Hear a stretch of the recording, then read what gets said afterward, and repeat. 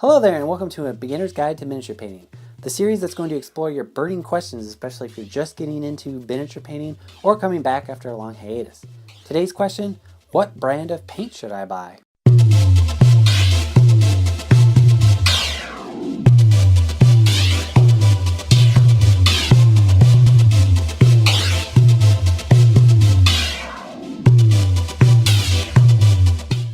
Alright, so you've picked out a miniature, you've gotten your brushes, and now you're looking for paint. You've gone to your local game store, and then all you see is a bunch of different brands. You got Vallejo, you got Citadel, you got P3, you got all these other brands that you've never even heard of, can't even pronounce their names because who knows.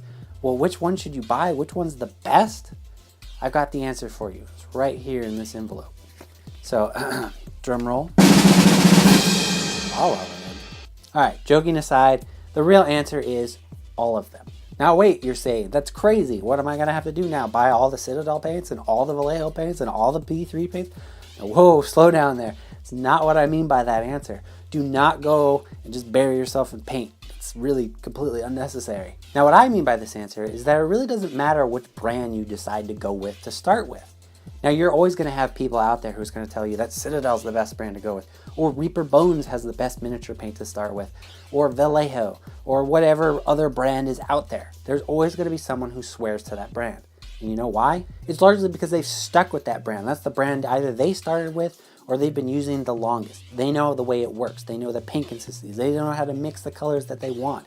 They just know that brand inside and out. They have all the colors. It works for them. That doesn't necessarily mean that that brand of paint needs to be yours or that you have to exactly follow what someone else is saying.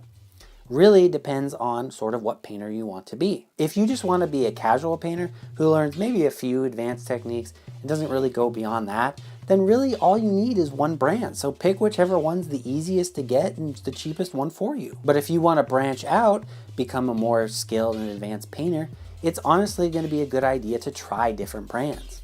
You're going to find that other brands have certain colors that you may like preferable to the brand that you start with. For example, one of my favorite brands is Citadel. I pretty much use all their paints almost exclusively, but I've branched out into Vallejo and several other brands over time.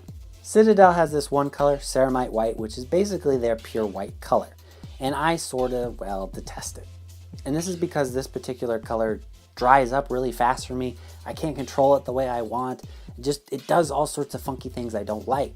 So at that point I had tried Vallejo's White, which worked a lot better for me. One thing, if you really want to be a better painter, is just to keep going and challenge yourself. And honestly, choosing a new brand of paint is a challenge in of itself. You have some of the obvious stuff like the colors are going to be different, but even then you have the mix is going to be slightly different. How much water you add to that particular brand is going to be different. The way the metal paint that brand uses might be slightly different from the one you're used to.